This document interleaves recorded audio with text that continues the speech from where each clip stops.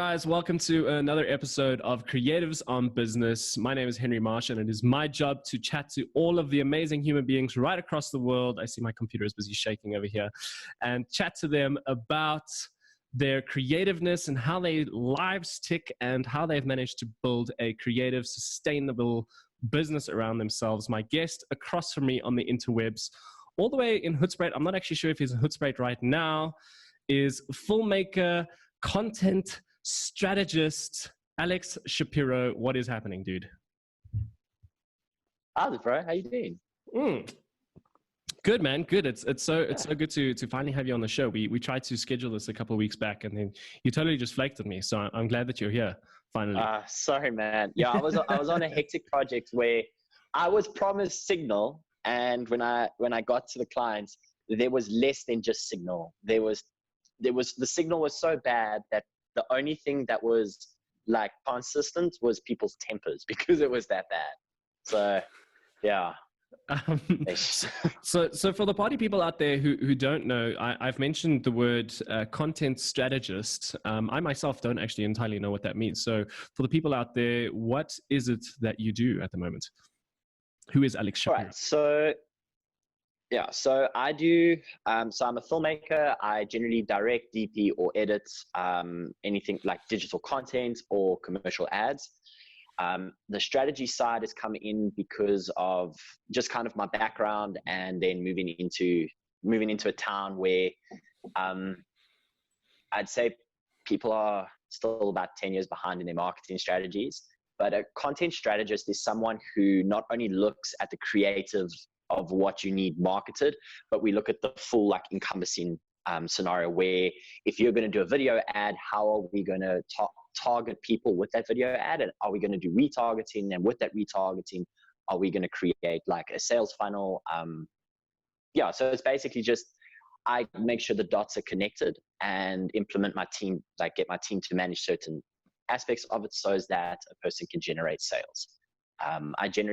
I have a 3-month quota, or like a 3-month term with my clients, where if we create content for you and we do a content strategy, if you don't see ROI, then you don't hire us for the next 3 months.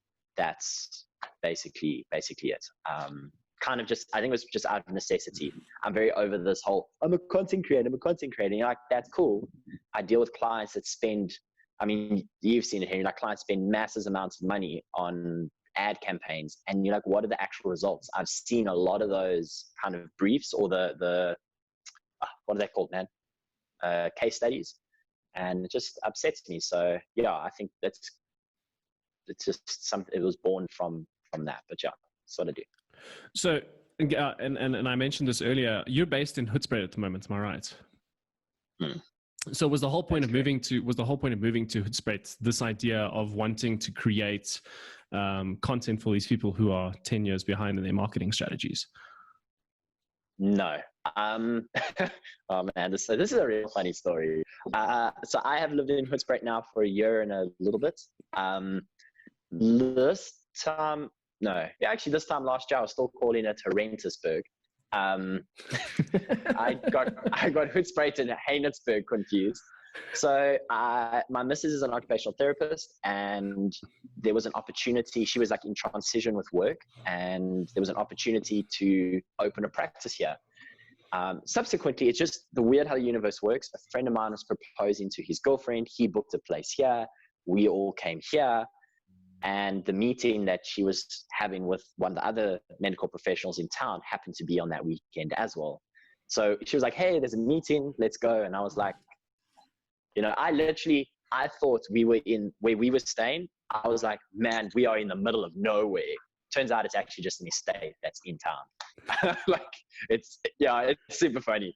But yeah, so I kind of moved, and my thinking was, because I travel so much for work, my goal has always been to shoot documentaries and make like kind of more adventurous content. Like I want to tell stories that have purpose. So it doesn't really matter where I'm based. That's what I told myself.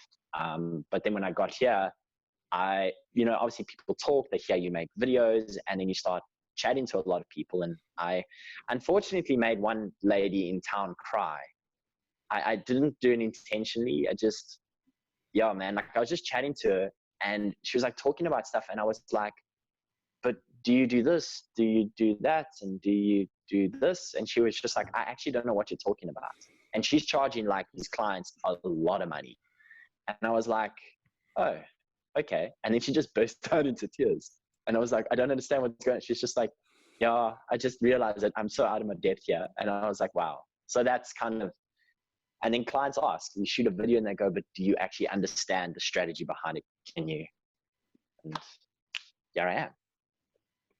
So, I mean, I'm fortunate enough to have had a brother who lived in Hoedspruit, so I know the environment pretty well. But Hoedspruit is like. I must interrupt you before you carry on. Sorry, my colleague, that one of my assistants that helps me here. Yes. Your brother was his grade 6 teacher. Oh, hectic. Oh, wow. So, I think a lot of people don't actually know where Hoedspruit is, but it really is, it's sort of like this infrastructural place in the middle of nowhere, really close to the Kruger National Park. And I'm actually surprised that you have a stable internet connection to have this conversation with me. So it's amazing. It's amazing to me that, and this is what comes back to what you were saying earlier, you're in the middle of what is perceivably like nowhere, but you're still able to do your job and you're still able to create value for people. Mm-hmm. And we were chatting just before we started with this conversation, actually, about how photography and videography and the whole content creation movement is actually changing from less of a technical thing, from like how to use a camera and quality and all that kind of things, to more of a narrative and value add kind of perspective. What is your take on that? Like, how are you able to create value for people all the way in the sticks? I think one of the things that I treat every client, no matter what their size is, like they were a very high-end client. So I always put together treatments and I put together kind of a storyboard and I try understand their brand. I'll ask them really hard questions a lot of the time so that I can kind of get my brain, like I want to make sure that I understand you completely. Like we need to know everything, like just in a sense of like just how does your brand tick? And by doing that, I oftentimes find like small little nuances that allow for like, if it allows for like gaps, like can footage be a bit shaky? Can I shoot this on my phone? Can I do something that, does a client really need fancy transitions?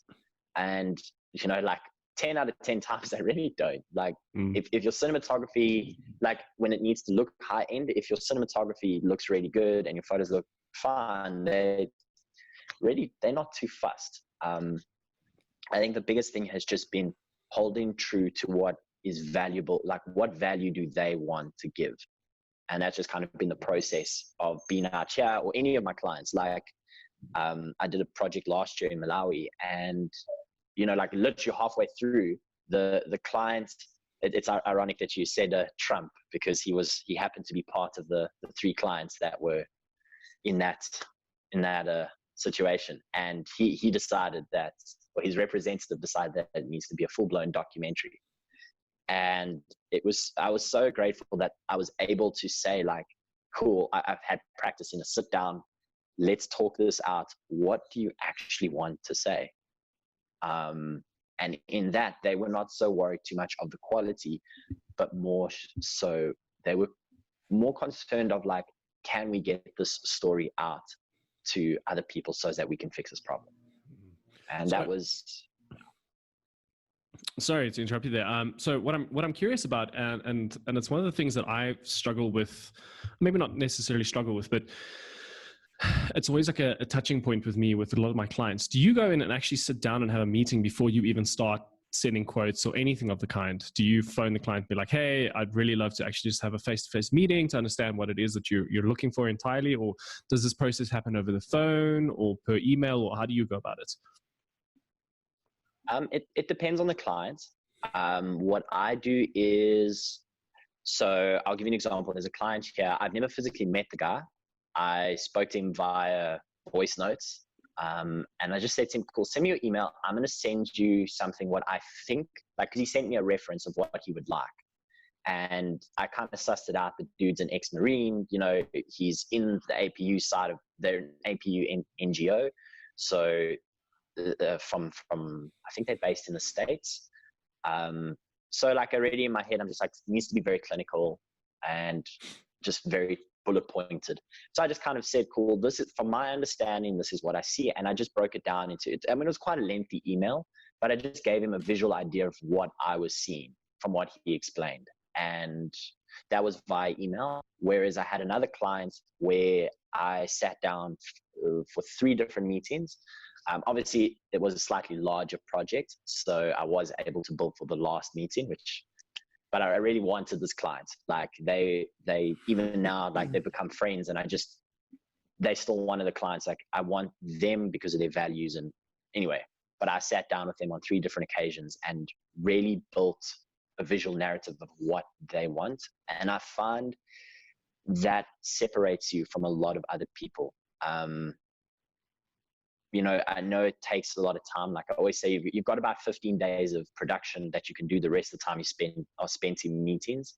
And those additional 15 days in meetings, I've found to be the most profitable ever. Maybe you don't get the work now, but I've had it where, because I drove from Hoedspruit to sit in a 15-minute meeting in Joburg once, that has given me an 11-month-long contract, you know, like a year later. So it's, yeah, that's just how I do it. It just depends on the client, really. To give people a little bit of perspective over there, Hoedspruit to Joburg is about a 6-hour drive. So a 6-hour drive for a 15-minute conversation it's pretty amazing. Yeah, it's cool. I have had those meetings as well, though, where they could have just emailed me. But it's also the risk you take. And for me, I like it. Relationships are key. I think in this game, you've seen it as well, Henry. I mean, you know from experience, like it really is in this game not what you know, and it's who you know. And that, I guess, that answers the other question with like how you navigate the quality of work. Is if the client knows you and they know you know what they want to say, they oftentimes don't really care about the quality. They'll be full trusting in you. We were chatting beforehand also a little bit about that exactly what you're just saying now about the content and the quality. And, you know, I mentioned about this whole fact that my wallpaper is now a photograph of my dog, a photograph that I just took on my cell phone. And it's been really remarkable to me as well how the industry has changed so much about how people have become a little bit more value-driven and story-driven and narrative-driven. So how do you go about creating narrative? You've sat down, you've had a meeting with a client, you've sort of understood what it is that they're looking to purvey. What is your next step? Do you go out and storyboard, or what's the next step? Yeah. So not some cases it'll just be a quick shot list. Like I'm actually busy with the script now. But a lot of the times I like to submit a treatment. Even with photos, like I will submit basically just a visual style. So the treatments will say like the overlaying story, what colors I'd like to portray in it, what are the shots going to look like, what are the movements going to look like.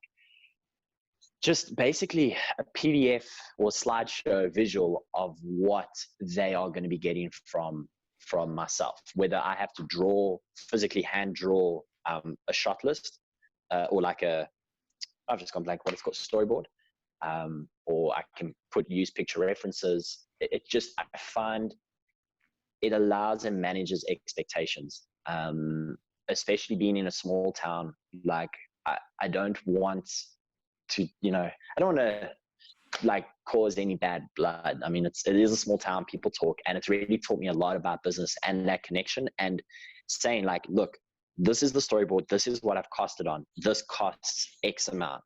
If it doesn't fit, we can take this out, this out, this out. And it's not just a line item then, it's a visual, someone can visually see this shot. If I take this light out, this side of your face is going to be dark. Are you okay with that? Sign it off. And that in turn, again, it makes the client feel like you're a professional. And what I've found, it makes them, they look at me and they go, okay, you know what you're doing. And they also then see the value of what you're doing, which helps quite a lot. It's interesting to me. I mean, I thought about this actually yesterday or the day before when we were chatting via voice note. If anyone were to go follow you on social media at this moment in time and open up your stories, you are the most excitable human being on the planet. And when you sent me that voice note 2 or 3 days ago, and I'm like, who am I talking to? Is this even Alex? And like, I'm pretty sure people listening to this podcast right now, and if they know you via your social medias, they're like, is Henry even really talking to Alex Shapiro right now? Tell me a little bit about this persona. I don't even know if it's a persona or a second person that you create for your social media. And do people book you just because of that persona that you've created? So, okay, I must preface this. The bush has calmed me down a lot. I have become very chilled out since I've been here. I was actually saying yesterday that I feel like I've become lazy. Like my values have strengthened, and kind of where I'm going is, I don't know, I think I'm just getting older, but it's not really a persona. I am generally very loud and very excitable. It's what you see on social media is really truly who I am. I think people just mistake the loudness. They oftentimes don't think that I am quiet. So I am inherently a very shy person. I know it doesn't look like it. It's taken a lot of time to become loud and a little bit, obnoxious, I guess. But yeah, I'm trying to learn to be softer and listen more and take in take in my surroundings. Like, I just feel people don't get appreciated enough. And yes, that's great. I'm loud. I can make someone laugh. But what if maybe they need to just have someone listen to them first and then tell jokes later, kind of thing. But to answer the question of, do I get clients because of it? Yes. I actually find if someone follows me on social media and hires me on that basis, they will oftentimes hire me because they like the energy. The things I get told are energy, honesty, authenticity, and it's not bravery. What word was used once? It's basically just like, I'm just myself. And they oftentimes, when I do behind the scenes stuff, they can see what I look like on set, and that energy clients often are like, whoa, yeah, that's really cool. I've even gotten repeat work where the guys were just like, we actually found someone who can do much high end job for a cheaper price, but we're hiring you because you're just stoked on set, and that translates into the content. Yeah. So, yeah. I don't know how to feel about that one. Well, from someone who knows you, I don't want to say too personally. I mean, we've known each other for a couple of years. From someone who knows you, I feel like clients are also they're not silly. They're like animals. They can smell non-authenticity. That was a very difficult thing to say. Yeah. And so regardless of how boisterous and how loud and how over the top you might come across, you're also a very, very, very genuine kind of person. And I think that's what people latch onto as well. That's what I found with so many of my clients is people, again, will book me for recurring work. Not necessarily just because of the quality of the work, but because of who you are as a person. Like, you're a genuine person. You're actually like a pleasure to work with. You're good, as you said, on set. You bring a great energy. You're uplifting everybody else. And I think there's also something to be said about that kind of thing. It's not always, and I think this is going to be, it sounds like it's becoming a bit of a constant theme with this conversation that we're busy having, is it's not always about the quality of the content. It's about so many other things. And you mentioned earlier, it's not about what you know, it's about who you know and that relationship that you've built with people. Yeah. Like, look, I don't want, for anyone who's listening, I don't want you to go like, ooh, I'm not going to, like, the quality of work doesn't matter, so whatever. Like, the reality is, if someone doesn't know you, they're going to judge. Like, even now, I'm currently in the process of scripting spec films so that I can kind of pitch higher end clients, because they don't know me. And the higher end markets, it's another circle of people that you now need to kind of get to know. And they do judge you on that. So I think just for anyone listening, always up your game, because it just leads you to having a more profitable business. And it's something I slack on quite a bit because of that. Like in my mind, yes, I really, really want beautiful work. But if I miss the shot, does it really matter? Like I have a film that I did for one of my clients this side, where the first shot is a little shaky, like the opening shot. But because thankfully I got away with it, because of the narrative in the beginning was all the scenes were a little bit shaky to convey a story. But it bugged me for so long.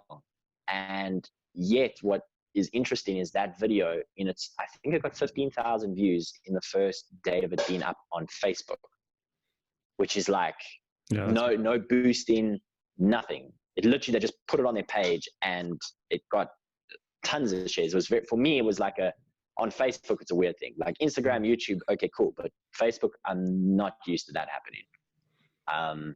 And it was interesting because a lot of people actually, I'd never got one comment where someone said, ooh, that first shot was shaky.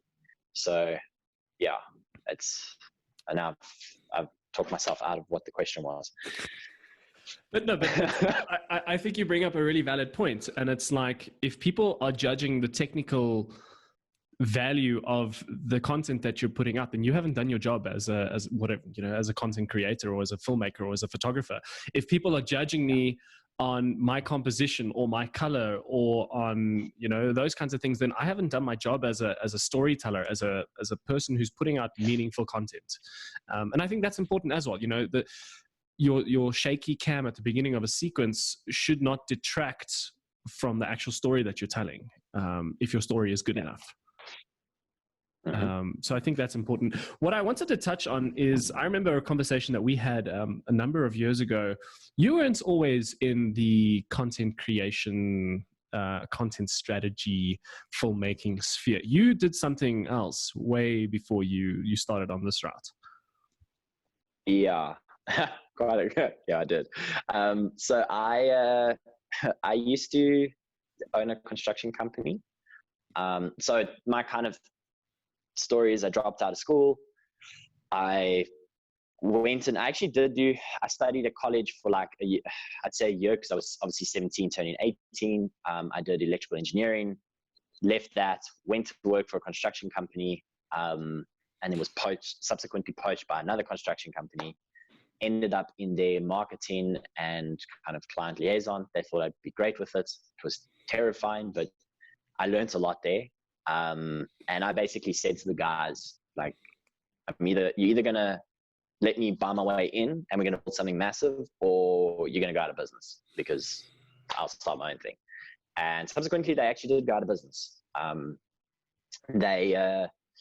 was chatting to just via grapevine, and apparently when I left, it's really sad. They changed everything back to their old ways, and so yeah, I feel sorry for the family. But anyway, I started my own company, and from that ended up getting into marketing. And yeah, I basically just wanted to do something that allowed me to explore, see the world. And I always say is, I wanted to see the world, I wanted to remember the world, and I want to tell the world stories. So yeah, that's my story. I think it's a pretty good segue into a couple of questions.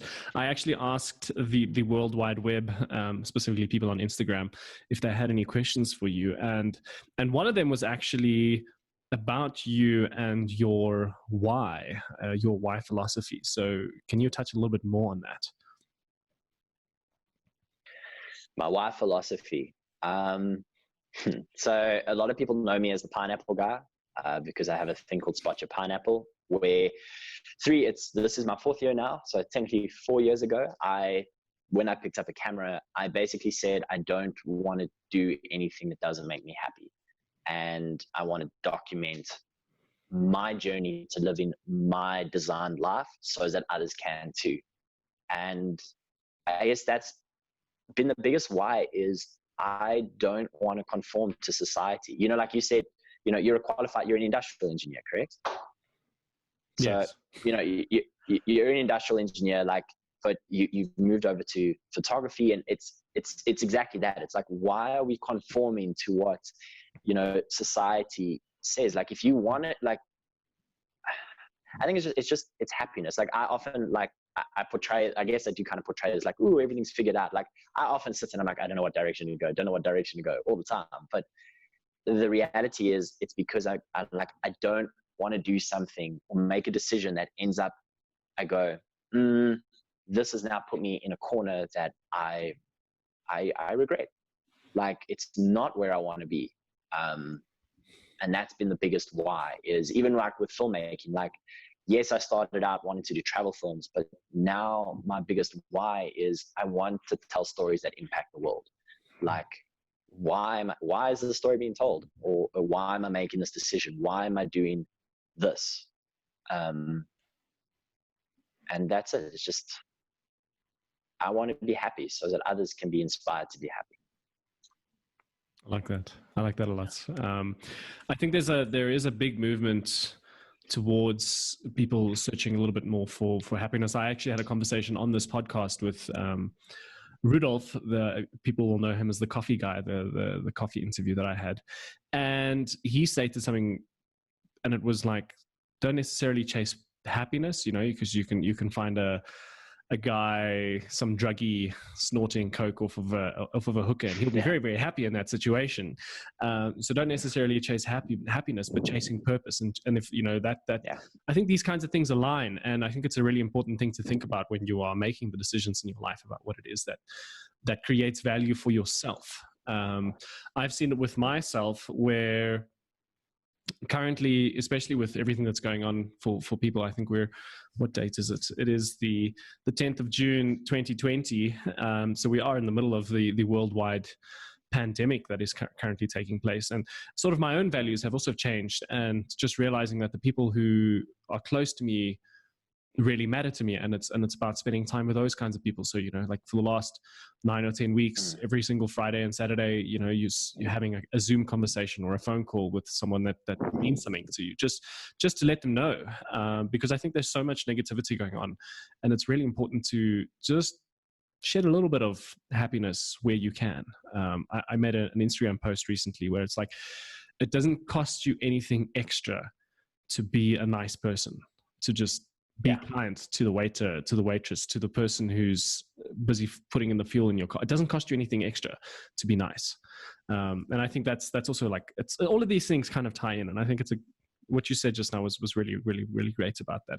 One of the other questions that was asked on the gram is, where should you start your freelance career, or how to get started in a freelance career? That's always a tough one, hey? That's why you're answering. Yeah. Geez.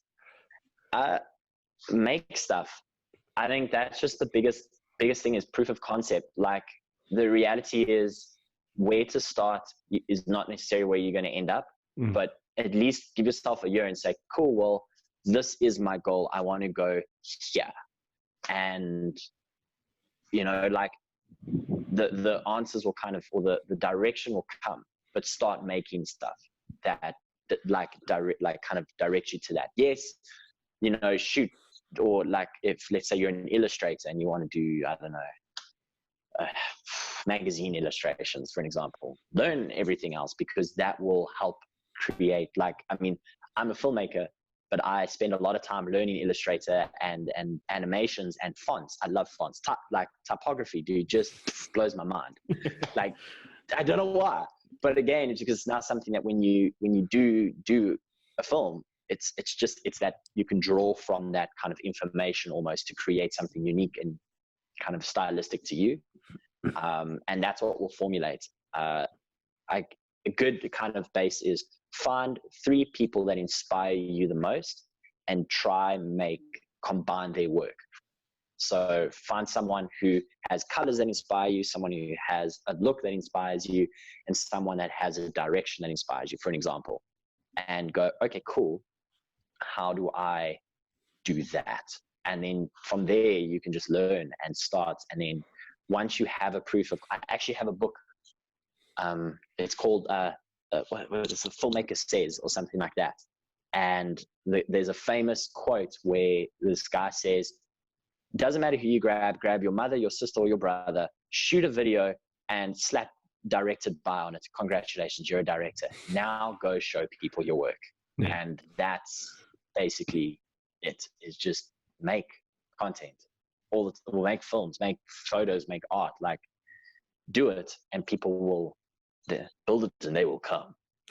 Yeah. I think that's one of those other things is like, especially when I started getting into photography, and as you said, this is not just about photography or filmography. That's the right word. I mean, we'll take it. It's about any artistic field. If you want to create the kind of art that you want to create and want to get paid to do it, you need to actually make that content first. I've often told a lot of aspiring photographers who want to be like, oh, I want to shoot fashion and shoot for Vogue. Then I'm like, okay, cool. Then go out and photograph the kind of stuff that Vogue puts in their magazines. You can't just expect Vogue to phone you up one day and be like, hey man, what's up? We want you to shoot our cover. Unless you've shot that kind of stuff already. So it's exactly that, making the kinds of things that you want to be known for. 99% of the work that I create is event and wedding photography. You won't see much of that in my portfolio or my realm of social medias, because what I'm really, really passionate about and the kind of stuff that I want to be doing is more fashion orientated, and that's the kind of stuff that I put out. And the other thing I want to touch on is what you were saying about finding the 3 content creators or 3 people who really inspire you and amalgamate and put all those concepts together to create your own style, is something that Tim Ferriss has been known to say. And I think he's taken it from I can't think of the guy's name, but he's the creator of Dilbert, and it's become proficient at 2 skills, 2 different things, and then combine those 2 things. So, the creator of Dilbert was really good at creating comics, and he was a comedian. So he put the 2 together and he created this really popular comic strip that is now worldwide renowned and things. So I think that's a valuable, wow, English at the moment. It's a very valuable takeaway. I actually remember Tim Ferriss. I watched a thing with Tim Ferriss talking about that. I actually completely forgot about that. That's but it's value. It's value. So I like that you've brought it full circle into that. Another question from the gram is, and this is actually something that I want to desperately know from you, is, again, if you follow any of your work on Instagram, you'll see you are consistently always busy on Instagram, posting stories, and you're like, hyper and amazing and just like full of life. How do you stay consistent? Oh, that's a great question. I don't. I don't. Like, I haven't posted. Like, I've posted so sporadically on social media at the moment, just because I've been so busy and haven't really shot any personal content. But I guess, you've got to think. I actually read this yesterday, and it hones really true. Is you've just got to look at yourself and kind of figure out your baseline. Like, is your baseline your personal brand? Great. If it's your personal brand, don't think of yourself of where do I want to be. Think of yourself of who do I want to be? And that will allow you to stay more consistent, because it enables you to showcase who you are and what you're learning. Like right now, I guess the people who follow me, including, oh man, this is funny. A DP that I aspire to be as good as, like, properly. Dude, this guy, I mean, I've known him for quite some time because of BMXing, and like, he's just such a rad dude, just in his person, in his work, amazing. Started following me because of certain shows and things, and then anyway, subsequently he's stoked to watch my stuff, not because he's like, I know you can make videos, but I'm learning about like the bush at the moment. So like, I'm learning how to track, I'm learning the trees, I'm learning soil substrates, I'm learning like animal behaviors, like basically like field guide stuff. And people are loving it because it's just something true to who I am. And in that, people are like super stoked. So the consistency then just kind of happens, because it's like, hey, look at this leadwood tree. Like, this is what I've learned about it today. And it wasn't like I had to sit and think of how am I going to make this insane content, you know? And things like, like I mentioned earlier, I'm shooting a few spec videos, you know, again, with consistency, it's documentation in that, you know, like the photos don't need to be perfect. They just need to be narrative driven. So you got to be consistent is to look and go, who do I want to be? And the rest will follow automatically. You know, consistency could be interpretive. Maybe you just post once a week. That's still consistent. You know, doesn't mean you have to post twice a day, every day, 7 days a week. You will die.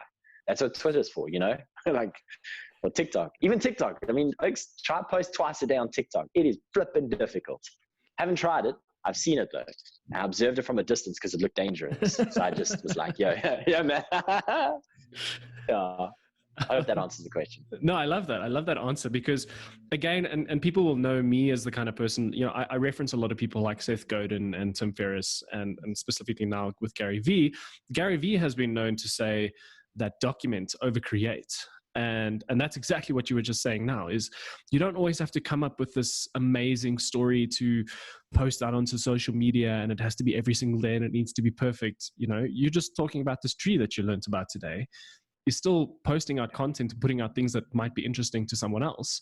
And you just said you didn't have to think so hard about it because it was just something that you learned. And so you're just documenting this process. And I love that. I love that. I really, really, really love that. So we've spoken about your why philosophy. What is it that you believe that some people might think is absolutely crazy? Man, that's a tough one because I actually got to think of what people don't think is crazy. Like every time I open my mouth, people are just like, no, it's not possible. And I know it sounds really obnoxious, but it's the truth. I mean, like, I remember I said I was going to be a travel filmmaker. 3 months later, I met you at Splashy Fen on a 6-week trip around KwaZulu-Natal that I was paid to be on, you know, like, I think, yeah, everything, a lot of my beliefs people tend to think are very weird, like just, I guess, the nature of challenging the norm. So I don't actually know how to answer that one. One of the questions is, it's not written down here, but it's something that I've asked on the podcast before. And I feel like this is a great segue into this question is, what is one of your favorite failures? Because I feel like you're the kind of person who you set your mind to do something, you know, so you wanted to become a travel filmmaker and then you just went and did it. So what's one of your favorite failures? What's something that you may have said that you want to do and you kind of tried it and then it didn't work out, but something else cooler than that happened from it? My favorite failures.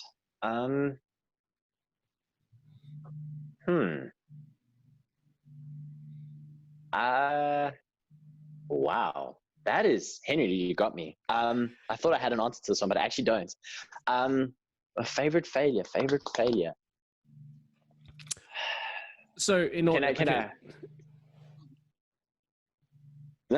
give you an example, so for myself, one of my favorite failures in life, and I haven't spoken about this too openly or too publicly, is like, okay, cool. So I went and studied engineering and I ended up having the university ask me to leave at some point between my first and third year of studying because my marks were so bad.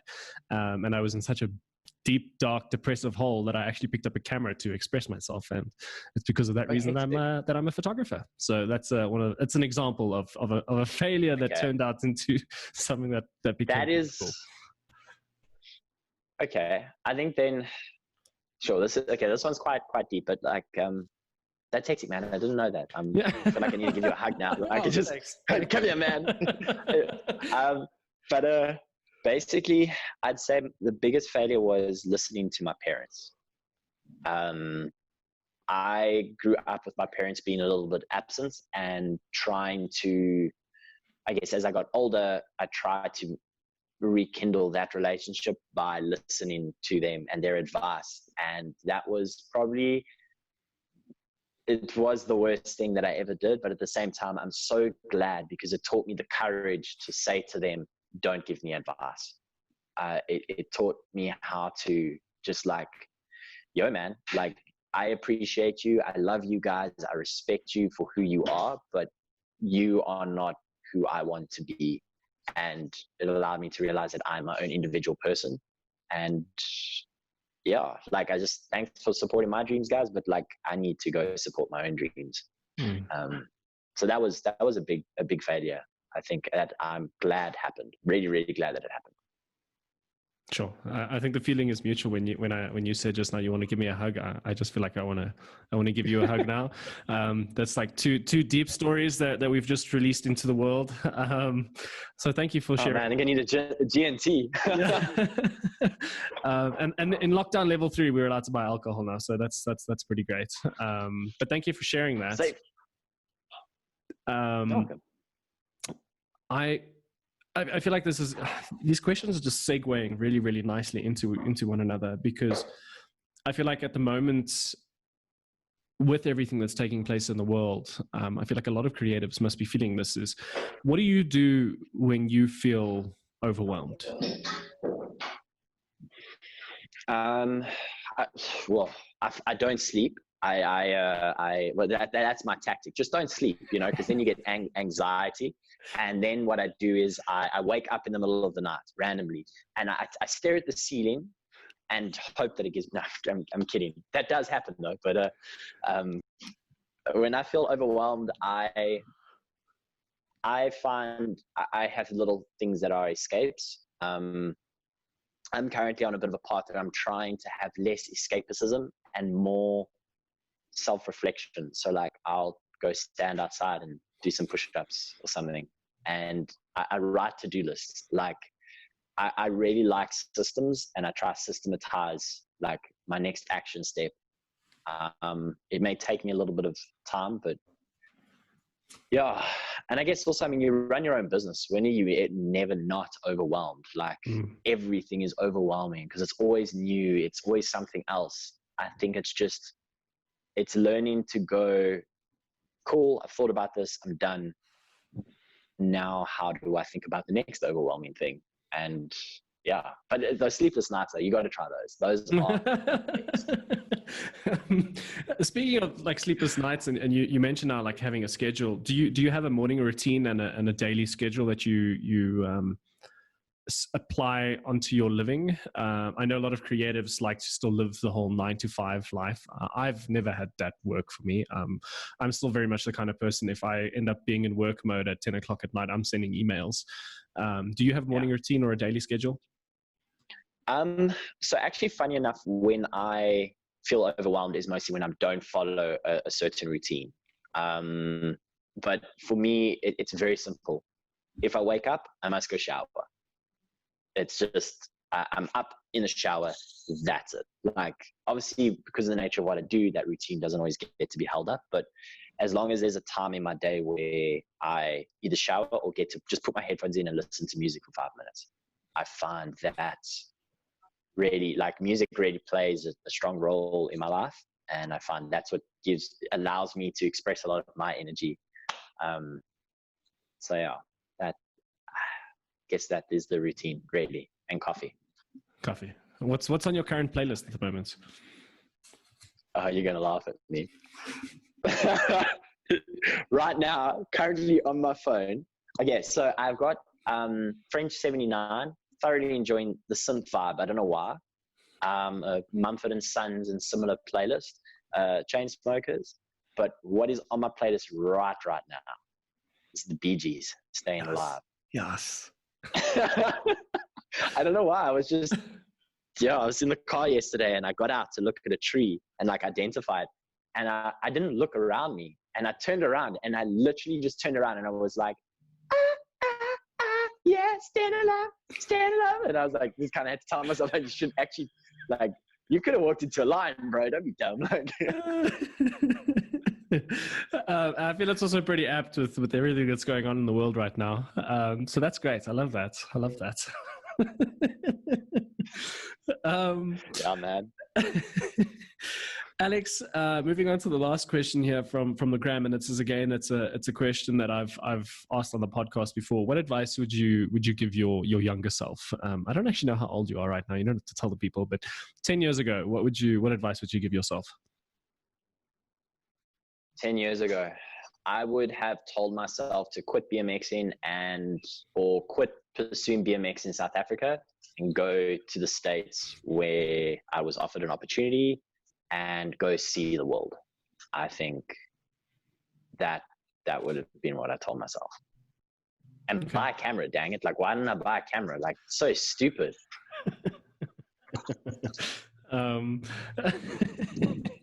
So how big of a role does BMX still play in your life at the moment? Because it sounds like you were pretty big into it 10 years ago. Yeah, so I used to ride BMX professionally. And I was sponsored, brief. No. Yeah, watch out for that.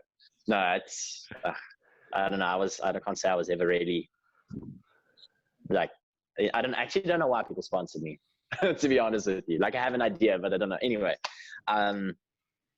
yeah, now not so much.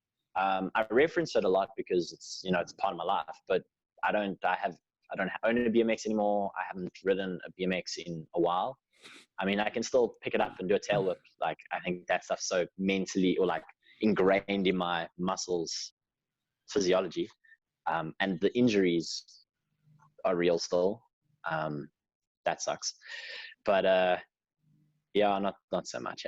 Like, I think just it plays a role because BMX allowed me to kind of excel in my filmmaking career, because I had a lot of my friends or older guys that I kind of looked up to all studied film.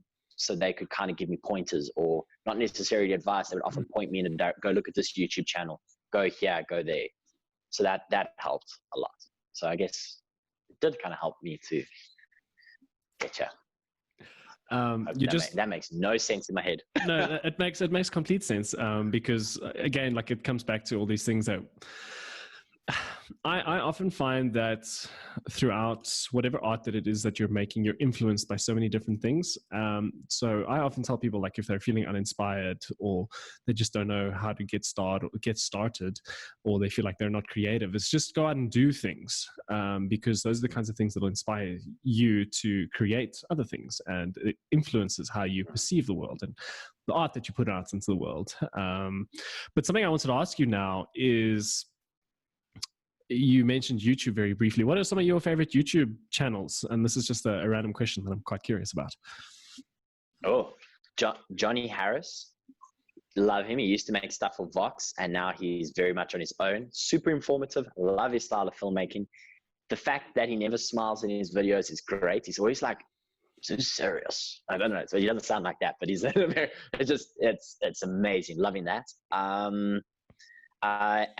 I binge watch a lot of North Face stuff. Oh, I've seen that. And oh yeah, their films are great. Like, I just want to make films like that. And what else am I watching a lot? A lot of Nat Geo stuff. What else? Hold on. I guess I'll have to look at my playlist. But like, yeah, just a lot of I guess educational things, really. So I'm searching a lot on how to be a better director, how to understand storyboarding and stuff better. So it's a lot of variants of different people that they're not massive YouTubers. Like the Peter McKinnons and those guys are great, but I want to learn like how to make films. Like you said, there's enough information. You said earlier today, I don't know if it was before we started recording, like, there's enough information on the how-tos, like how to do this, how to do this. But I want to know, like, thinking behind, like, what made this director do this. Indie Mogul, they're really good. Yeah, they are pretty good. And Indie Mogul. And regarding animation stuff, I watched Ben Marriott. It's MEROIT, I think, or something like that. He does amazing animation stuff. Like, he's taught me so much. And then Griffin VFX or FX, and who else? The Future. I've been watching a lot of their stuff, quite a bit. Great. If anyone's ever looking for an alternative to this podcast, I would send them in the direction of The Future. Yeah, those guys are cool. So yeah, that's kind of like what's on my viewing list at the moment. Used to be beautiful destinations, but I don't know, this FPV drone stuff is cool, but like whole 3-minute videos of it is just nauseating. Like it just It's so funny that you literally say that right now, because I watched one of their videos yesterday, beautiful destinations video on Thailand. I think they dropped it yesterday or the day before. And I think I got like 30 seconds in and I was like, nope, I'm done. Like, it's beautiful. Like, I mean, the footage that they get is absolutely incredible, and their transitions and stuff, the filmmaking is wonderful, but it's just like the whole FPV vibe. I was like, I'm done. Yeah. Beautiful stuff, man. Like, but it's not worth. Like there's a guy, Ben TK. I don't know if you've seen his stuff. Like, or J.R. Ali. Like, their stuff is cool, but I don't know. Like, I think the only one in that kind of like genre that has done it right, like Sam Calder, that guy really does deserve what he's got, because he's dropped the amount of transitions that he's got. His transitions now, you don't know you're going through a transition, and it's used in the correct manner to transition you to a new scene. Whereas these other guys, like, they make these like travel films and stuff, and you're like, it's great, man, but like, slow down, dude. Like, I don't even know what that door looked like, because I saw it for 2 seconds. Whoa, where am I? Like, oh, now we're upside down. Okay. So yeah, it's weird. Anyways, random rant. Alex, starting to wind down over here. I feel like we've had a really great conversation so far. And even the 20 minutes before we started the actual recording of this podcast was pretty great. If people pay me enough money, I might release those 20 minutes out into the world. Patreon plug. I want to ask you, as we start to wind down over here, if you had this microphone in front of me right now, and it was plugged into every single earphone into the world right now, and everyone had headphones on and they were just listening to this one microphone, what would you want to tell people right now? In 3 words or less. No, I'm kidding. 3 words or less, yo. Maybe 3 lines or less. Spot your pineapple. Like, go get your dream, like, and your dream doesn't necessarily need to be what others think dreams are. Like, if your dream is to have kids and eat toast every day, then that's your dream. Go get it. Like, I don't know. That's it. Just find the things that mentally allow you to achieve what you want to achieve. And if you're not necessarily goal driven, you don't know where to go, that's okay. Go try different things. Like, if you've never baked a cake, go bake a cake. If you've never tracked a lion, go track a lion. Like, it's exhilarating when you bump into them.